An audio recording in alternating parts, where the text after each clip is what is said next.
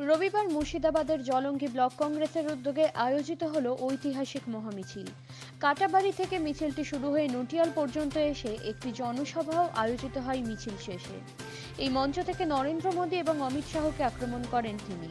উপস্থিত ছিলেন প্রদেশ কংগ্রেস সভাপতি অধীর রঞ্জন চৌধুরী, রানীনগর বিধানসভার বিধায়ক ফিরোজা বেগম, ব্লক সভাপতি আব্দুর রাজ্জাক মোল্লা, জেলা ছাত্র পরিষদের সভাপতি খাতুন রওশন।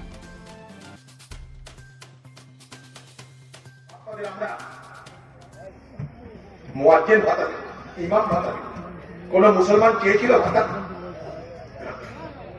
কোন মুসলমানের চাওয়ার দরকার পড়ে না। কারণ দিদি যখন জন্মায়নি, দিদি যখন পূর্বপুরুষ জন্মায়নি, আমার বাপ ঠাকুরা যখন জন্মায়নি, আমাদের 5 বংশ আগে যখন জন্মায়নি, যখন এই পৃথিবীতে কংগ্রেস, সিপিএম, বিজেপি কিছু ছিল না, তখন সাল্লাল্লাহু আলাইহি ওয়াসাল্লাম ইসলাম প্রতিষ্ঠা করেছিলেন মদিনার মাটিতে।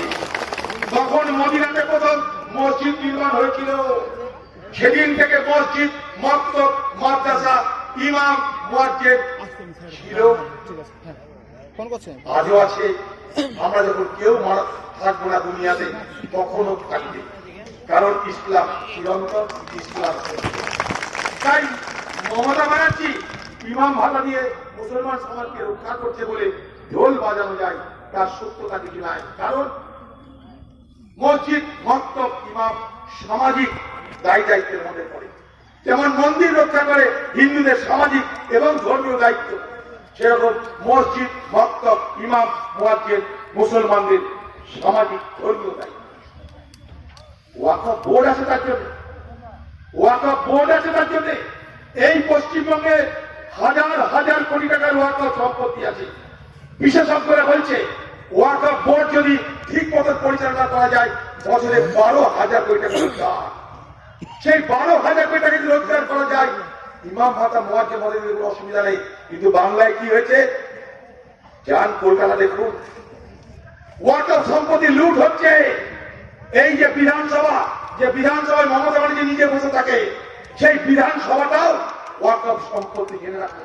সেই বিধানসভার ভাড়া হচ্ছে 100 টাকা। সেই বিধানসভার ভাড়া 100 টাকা। দিদি, বাংলার মুসলমান কেউ মিসকিন নয়, তারা সামাজিক, রাজনৈতিক, অর্থনৈতিক অধিকার চায়। এই কথাটা ভারতবর্ষের Congress party Sachar committee report প্রকাশের পর প্রথম বলে দিয়েছিল। তাই ম্যাট্রিকের আগে পরে মুসলিম ছাত্রছাত্রীদের জন্য অর্থের ব্যবস্থা, স্টাইপেন্ডের ব্যবস্থা সব করা আছে। কারণ আমরা বিশ্বাস করি একটা সমাজ, সে মুসলমান সমাজ হোক, শিডিউল কাস্ট হোক, শিডিউল ট্রাইব হোক, পিছিয়ে পড়া হিন্দু হোক, সকলের জন্য শিক্ষা, স্বাস্থ্য, রুটি রুজি, আর্থিক ক্ষমতা দরকার। সেখানে আপনি মাথা ঘামাচ্ছেন না, সেখানে কেউ মাথা ঘামাচ্ছে না। শুধু সাম্প্রদায়িকতার রাজনীতি করো। কোন মুসলমান বলেনি যে হিন্দুদের দুর্গাপুজো ভাষা হচ্ছে, তাই দুর্গাপুজো ভাষা বন্ধ করে দাও, কারণ ওই দিন আমাদের মহরম আছে। কেউ বলে, বাংলার মুখ্যমন্ত্রী নিজে বলছে আজকে মহরম আছে, ভাষণ বন্ধ ভাবা যায় না। কিন্তু তবুও মুসলমান সমাজ ঈদগাহে না গিয়ে সরকারের নির্দেশ পালন করেছে। কিন্তু এই মমতা ব্যানার্জি দুর্গাপূজায় 50,000 টাকা চাঁদা দিয়ে আপনি পুজো করার জন্য উৎসাহিত করলে, উল্টো দিকে ঈদগাহে যাতে মুসলমান না যায় তার ব্যবস্থা করলে। কেন বকরিদে আপনি চাঁদা দিতে পারেননি? ঈদে আপনি পয়সা দিতে পারেননি? বড়দিনে খ্রিস্টানদের পয়সা দরকার নাই, সবারই দরকার আছে পয়সা। কিন্তু হিন্দুদের খাতি করতে গেলেন কেন? বিজেপিকে দেখাবেন, হিন্দুদেরকে দেখাবেন যে আমরা টিএমসি বিজেপি থেকে বড় হিন্দু। এই তো প্রতিযোগিতা। আর এই প্রতিযোগিতার মধ্যে বাংলায় বিজেপি হু হু করে বাড়ছে। এই মমতা ব্যানার্জি 1999 সালে বিজেপিকে এই বাংলায় নির্বাচনী আঘাত করে জিতিয়েছিল। মনে করে দেখুন, এই সরকারে সে মন্ত্রী ছিল। তাই আমি আমার বক্তব্য দীর্ঘায়িত না করে শুধু একটা কথা বলব। এ বাংলার মানুষ, মুর্শিদাবাদের মানুষ বলে গেলাম আপনাদেরকে, আমাদের উপরে ভরসা রাখবেন। আমরা আপনাদের বাড়ির রাখাল, আমরা আপনাদের বাড়ির রাখাল। আমরা বাইরে থেকে আসিনি। হঠাৎ করে কেউ এসে বললে বিজেপি হয়ে গেলাম, হঠাৎ করে কেউ এসে বললে তৃণমূল হয়ে গেলাম।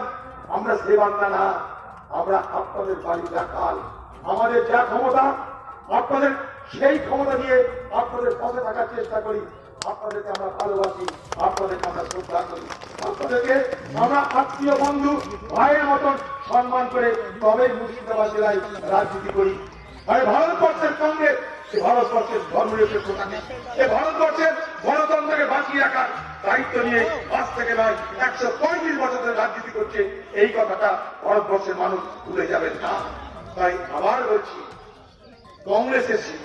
कांग्रेसेर भावना एटाई, आजादी की शाम कभी ना होने देंगे, शहीदों की कुर्बानी बदनाम नहीं होने देंगे। जब तक रहे